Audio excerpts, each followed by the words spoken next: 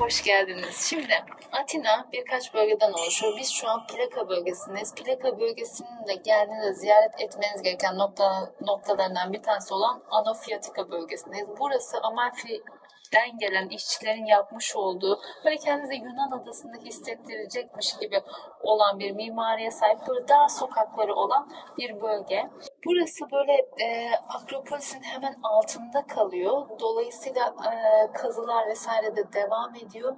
O yüzden de belediye bu bölgeyi satın almış ama şu an işte burada yaşayan böyle bir 45 hane kadar bir nüfus bulunuyor. Nüfus varmış. Geldiğiniz zaman mutlaka uğramanız gerekiyor. Bu Plaka bölgesi de bütün böyle gece boyu tavernaların falan açık olduğu bir bölge. Geldiğiniz zaman yine onların da görüntülerini koyarız. Mutlaka uğramanız gereken yerlerden.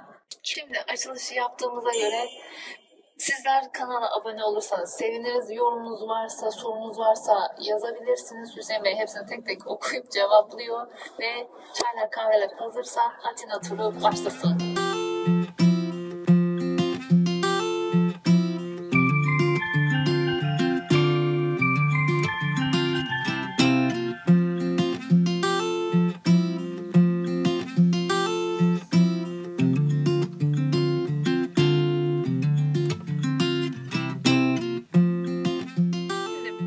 Meydanına geldiğinizde zaten en tepede Akropolis'i görüyorsunuz. Sonra bir de hemen bir giriş var. Burası da Atina Agorası dediğimiz alanın girişi. Buraya girdikten sonra bir müzeyi ziyaret edebiliyorsunuz. Bir agorayı ziyaret edebiliyorsunuz. Bir de bu arkamda görmüş olduğunuz Hephaistos muydu? Hephaistos söyleyemiyorum. Tapınağını ziyaret edebiliyorsunuz. Tabi agora içerisinde de dolaşıyorsunuz. Buranın girişi 20 euro. Bu işte girdikten sonra bu alanları ziyaret edebiliyorsunuz. Müzede bu 20 euronun içinde. Evet. Eskiden şey varmış, bir 30 euroluk bir bilet varmış. Bunların içini de şey yapan. Bu arada bu hala olabilir bilmiyorum. Yorumlarda görünüyor. Ya biz fazladan para verdik yukarıya çıktığımızda almayacağız. Söyleriz onu tekrardan. Ya da değişti. Söyleyeceğiz. Bakalım. Yani şu anda biz buraya 20 euro verdik. Evet. Ve ama Türkiye'de bolca gördüğümüz alanlardan bir tanesi aslında. Yani evet. Yani ortalama bir Akdeniz ve Ege köyüne gittiğiniz zaman da görebileceğiz şeyler içeriyor. Bu heves kırmasın. Geldiği zaman görmesi gerekiyor. O ayrı. Sadece kurdan dolayı birazcık şey yapıyoruz. Yoksa tabii ki de gelmek lazım. Şimdi devam edelim. Vaktimiz daralıyor.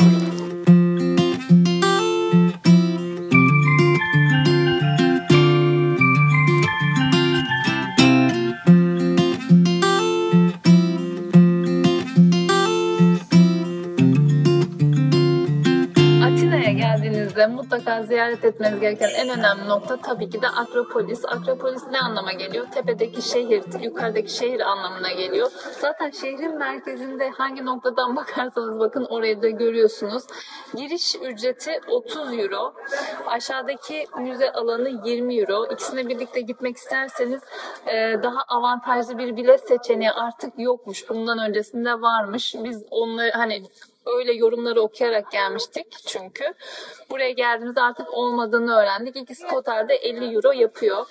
Şimdi yukarıdaki Akropolis'e geldiğinizde görmeniz gereken 3 tane önemli tapınak var. Zaten sırasıyla hepsini görüyorsunuz. Bunlardan en önemlisi bütün o fotoğraflarda da gördüğümüz Pantheon Tapınağı. Athena için yapılan tapınak. İkincisi Erikteon ve Nike. Üçüncüsü de Nike. 2 ve 3'ü herhangi bir sıralamaya koymadım orada. Gelişi güzel söyledim. Bir de içeride Dionysos tiyatrosu var. Geldiğiniz zaman bunların hepsini belli bir hat şeklinde ziyaret edip kutsal görevinizi yerinize getirmiş oluyorsunuz. Dionysos da benim en sevdiğim tanrılar. Şarap ve bilgelik tanrısı. Sen hep şarap zaten. Bir tane de orada takılmış demiş ki bu şarap tanrısı. Şimdi bütün hepsinin tarihini uzun uzun anlatmayalım. Yani hepimiz gelmeden önce araştırıyoruz zaten. Sizi de sıkmak istemeyiz ama şehrin isminin geliş noktası zaten Athena. Buradan geliyor. Bu da iki önemli buradaki tanrıların savaşından Athena'nın kazandığı için Atina. Diğeri de neydi? Poseidon'la Athena'nın savaşından dolayı. Athena. Halkımız kimi seçmiş? Athena'yı seçmiş. Athena. Liseliler bilmez.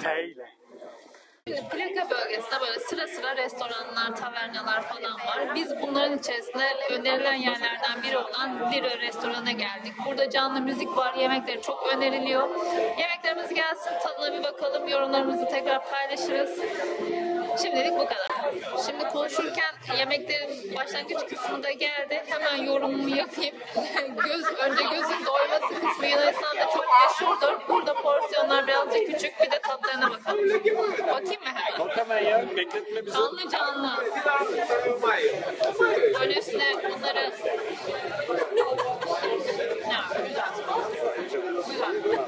Orta küçük ama güzel.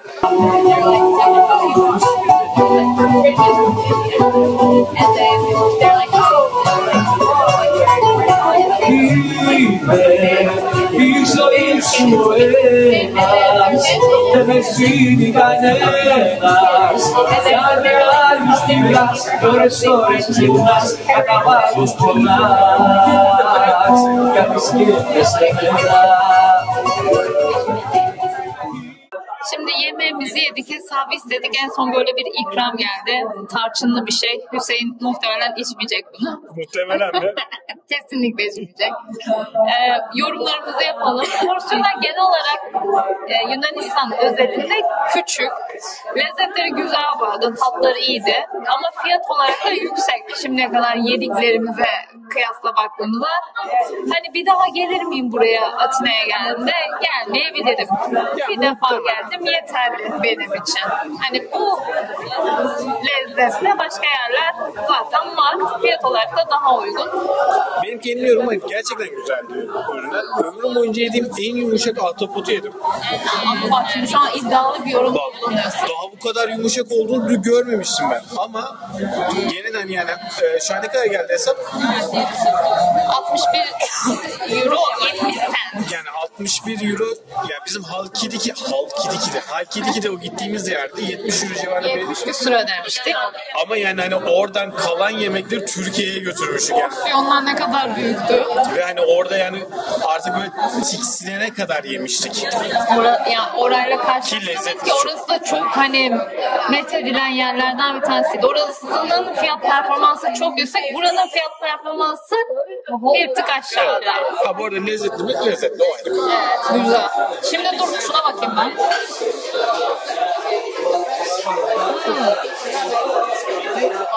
Şekerli, tarçınlı. Tarçın likörü gibi bir şey mi bu? Bayağı tarçınlı, bayağı şeker. Sen içemezsin. Bilmeyenler için buraya not düşelim. Benim tarçın alerjim var.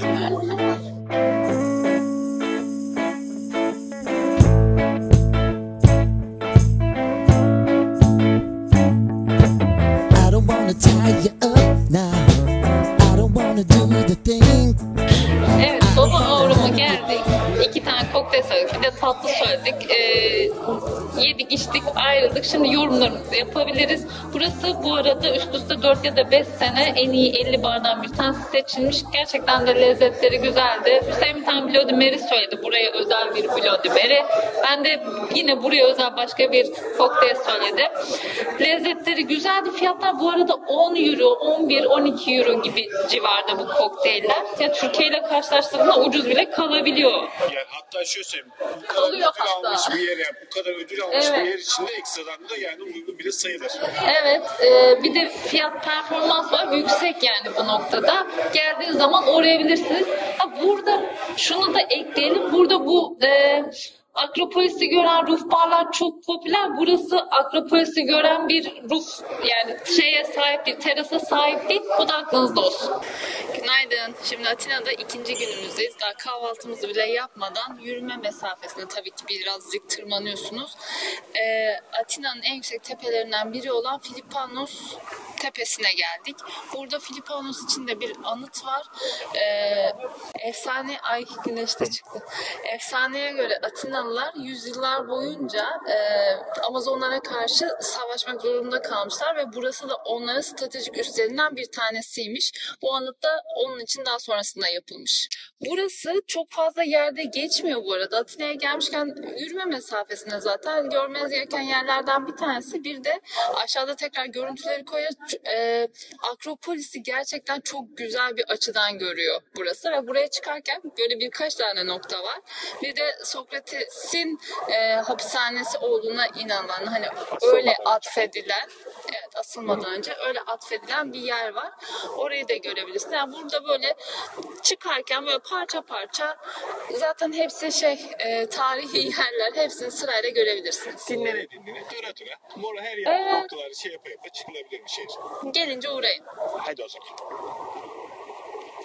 Şimdi buradan Akropolis'e bakınca insanlar karınca gibi görünüyor. Dediğimiz gibi en güzel açılardan bir tanesi burası.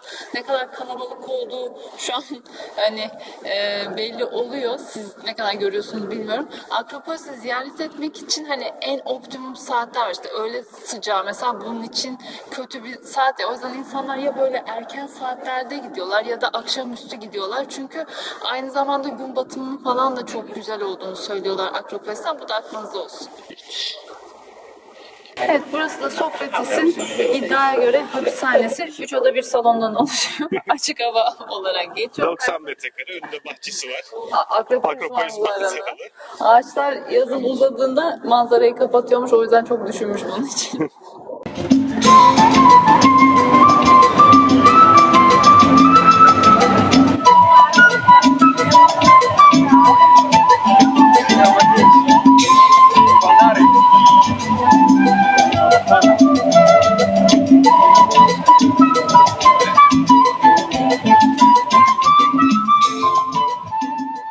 Şimdi Pisiri bölgesine geldik. Pisiri bölgesi deyince en ünlü yerlerden bir tanesi bu arkamızda görünen Didikuk. Aslında burası bir pastane. İçerisinde yani bizdeki pastanenin dışında tabii kokteyller, şaraplar vesaire de var. Sürekli konsept değiştiriyor ama böyle abartılı bir var, dekorasyonu var. Şu anda işte 7 cüceler, bilmem neler falan. 7 cüceler. Hani buraya kimler bayılıyor? Bir çocuklar bayılıyor, bir de Instagram'lar bayılıyor.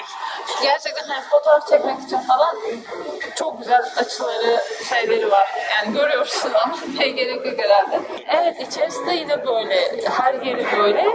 Garsonlar falan da kostümlü. İşte evet. Konsept neyse ona göre kostümlerini giyiyorlar, öyle servis yapıyorlar. İşte burada garsonsun.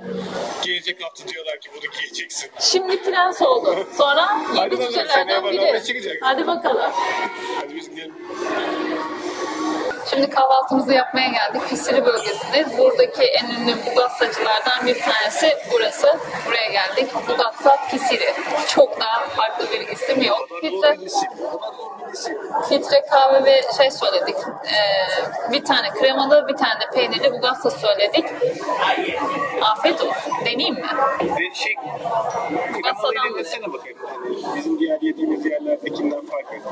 Birkaç yerde yeme imkanı bulduğumuz için acaba bildiği kadar var mı? Valla şu an yemem birazcık zor gibi, çok iyi ayrılmamış. Şöyle elimle müdahalede bulunuyorum. Kadın da dedi bu arada.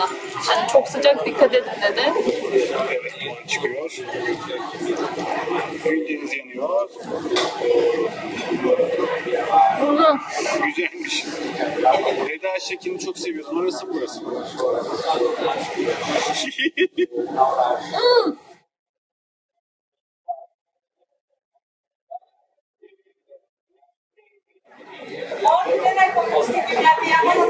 Tüm yanlışımı çektin.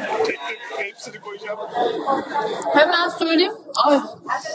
Çok şekerli değil, bence güzel. Çok şekerli değil. Bazen çünkü çok şekerli oluyor ya. Fiyatlar? 3'er euroydu. 3'er euro kahve. Litrede 3,5 euro muydu neydi? O zaman bize afiyet olsun. Afiyet olsun.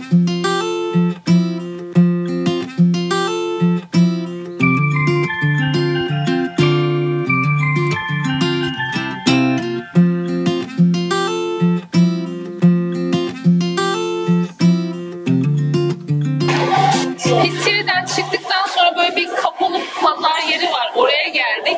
Şimdi burada etler, yani beyaz et, kırmızı et vesaire var. Aynı zamanda deniz mahsulleri de var. Böyle bizdeki kadın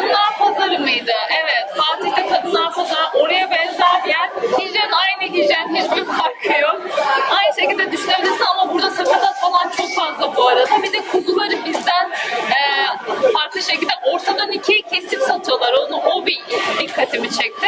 Böyle yarım kuzu gibi düşünebilirsiniz. Bayağı böyle et her yer. İlginç, bence gezilebilir. Bir de Pisiri'ye çok yakın zaten. Bir uğrarsınız, bakarsanız aynı zamanda bir yerlerde hani sushi yapan, orada uzak doğulu bir kadın vardı.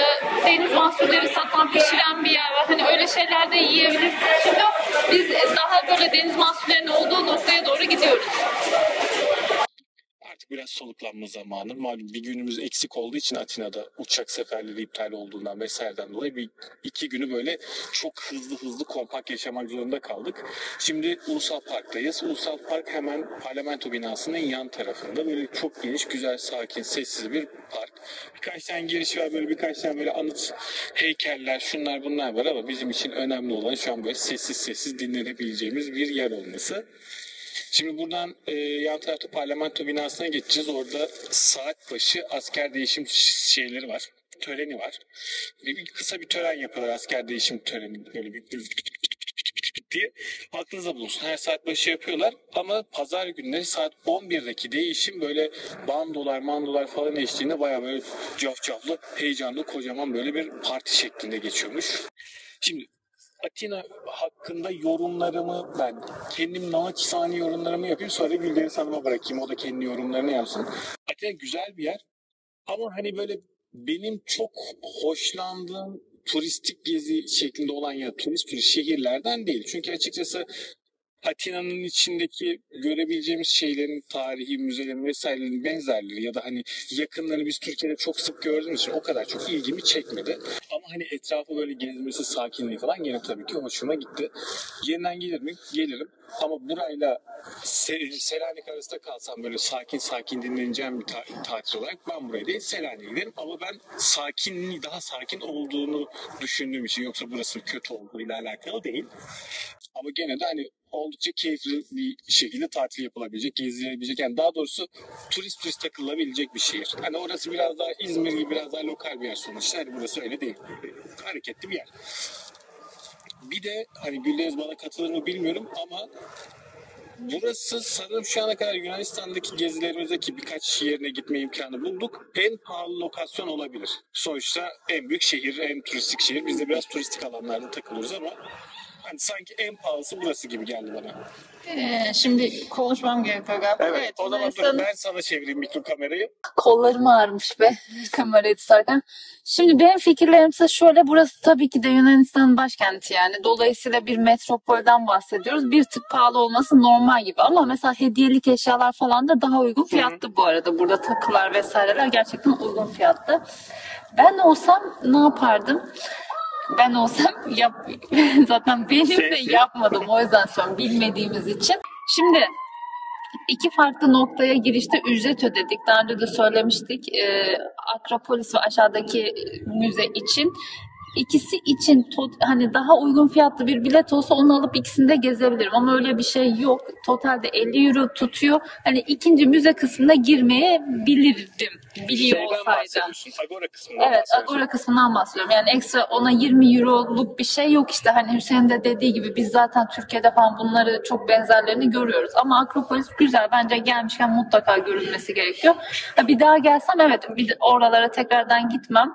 Daha çok ne yaparım? Gece onun manzarası eşliğinde bir barda oturup bir şeyler içebilirim. Öyle takılırım birazcık. Ben genel olarak sevdim. Yunanistan'ın bu ziyaret ettiğimiz artık kaçıncı şehri bilmiyorum. Güzel ama yani Yunan kültürünü seviyoruz. Bize de çok yakın zaten. Hani kendimizi hiç yabancı hissetmiyoruz burada. Güzel. Bence gelinebilir, gezilebilir, görülebilir. Cebinize koyulacak hatıralar çıkabilir. Evet. Bir de arada bir Instagram'da falan da soran arkadaşlarımız falan oluyor. Neden Yunanistan bu kadar sık gidiyorsunuz gibi bir şey var. Biz hani biraz normalden sık geliyor sayılabiliriz buraya. Ya, bana his olarak böyle 90'ların sonu Türkiye'sini anımsattığı için burası. Bu arada her şeyle altyapı, bina vesaire falan. Hani bana bir huzur veriyor açıkçası. Bize yakın işte. Gerçekten güzel. Bu arada ben bu parkı da sevdim. Tam böyle parlamentonun arkasında, şehrin merkezinde bir yer. Ya parklar falan çok güzel. Keşke bizde de olsa, değil mi? Keşke. Evet, şimdi inşallah şu asker değişimini görürüz. Hadi oraya doğru geçelim.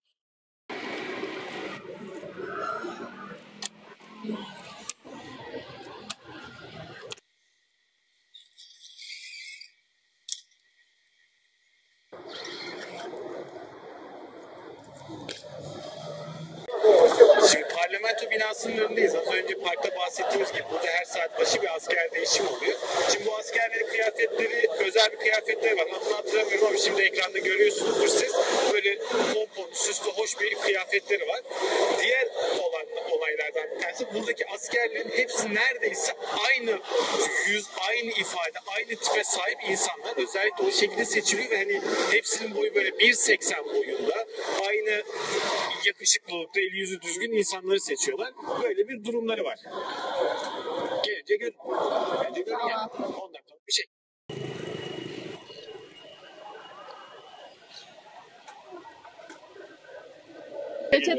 Peçetelerimi çek. Buranın en meşhur suvlakisinin yapıldığı yere geldik. Kostos artık her neyse. Saat 3'te falan kapanıyor. Biz de ucu ucuna geldik. Hala da sıra var bu arada. Sadece et ve şey satıyorlar. Neydi? Domuz eti satıyorlar. Böyle pita içinde de alabilirsiniz. Sadece de alabilirsiniz. 3 euro. Fiyatları uygun. Self servis. Bayağı sıra oluyor. Yaklaşık 40 dakika falan bekledin herhalde. Galiba bekledim. Evet, sen niye beklemedin de Çantam vardı. Benim o sırada oturdum. 2 dakika oturayım dedim. Sen o sırada Evet, beni kandırdı başta, ben çok yoruldum falan diye, sonra o sırada ben kalmış oldum. Neyse, hadi afiyet olsun. Şaka maka, sıra beklemeye gerçekten değermiş. İnanılmaz lezzetli. Hani zamanınız varsa kesin gelin, bir tane tadımlık da olsa atın, yiyin geçin, gerçekten çok lezzetli. Yani şu içi falan mükemmel. Afiyet olsun. Şimdi burası da ana caddenin hemen yanında en ünlü girosçulardan bir tanesi. Adını dağlara yazmışlar ya. Kilisiyuto. En ünlüsü bu. En lezzetlisi. Hemen bunun yanında da... Pardon. Buyurun lütfen. Geldiğinizde denemeyi unutmayın. Gerçekten çok güzel yapıyorlar. Bir de şurada Lokmaço. Lokmaço'nun Yunan versiyonu lokumanyası var. Burası da insanlar hani geldiği zaman yemek yenilecek yerlerden bir tanesi olarak geçiyor da.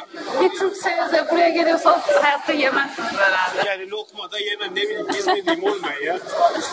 Hadi devam edelim. Devam.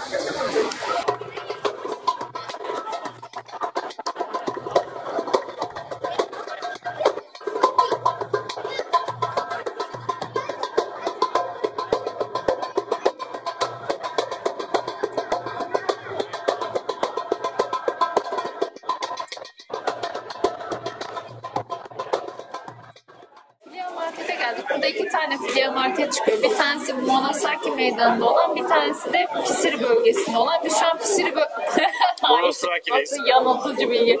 Biz şu an Monasaki bölgesinde olan Filial marketiz. Burası nasıl bir yer derseniz, bizim çarşı pazarlara benziyor. İşte Kemeraltı olur. İzmir'dekiler Kemeraltı diyebilir. İstanbul'dakiler Eminönü vesaire diyebilir. Böyle bir yer. Bir de ekstradan şeyler çok fazla var bu arada. Eskici dükkanları falan çok var buralarda. Ara sokaklar birbirine bağlanıyor. Öyle düşünebilirsiniz. Yani görülecek yerlerden bir tanesi. Evet. Size nasıl pazar yerini görmeye gidiliyorsa burada da buraya geliniyor yani. Gelmişken oraya. Evet. Ne aldın? Yunan simidi. Adı ne? Simitçak.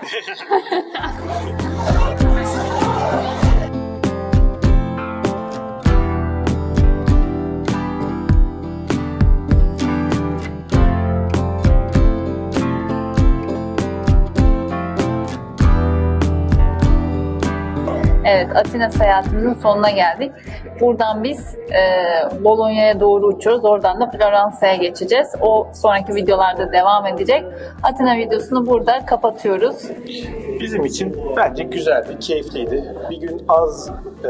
Süremizin bir gün az olması, planları biraz bozmuş, biraz hızlı hareket etmiş olabiliriz ama gene yeterince keyif aldık. Özellikle bugün bir de dinlenmiştik. Güzel geldi bana. Evet, turistik bir gezi yapacaksanız, yani o alanları gezecekseniz, ki ilk defa geliyorsanız gezmeniz gerekiyor.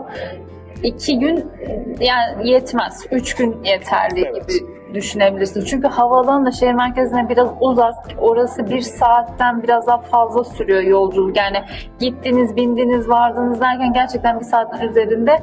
Dolayısıyla hani yolu da düşünürsek 3 gün yeterli burası için. Ya öteki türlü şimdi şehrin turistik merkezi içinde hareket bizi hızlandıracak bir toplu taşıma ya da şey olmadığı için, tramvay gibi bir hat olmadığı için her yere yürümeniz gerekiyor. Otomatik olarak her yere böyle 15 dakika 20 dakika 15 dakika 20 dakika yürümeniz gerektiği için ya bu sefer hani zor oluyor. Öyle değil.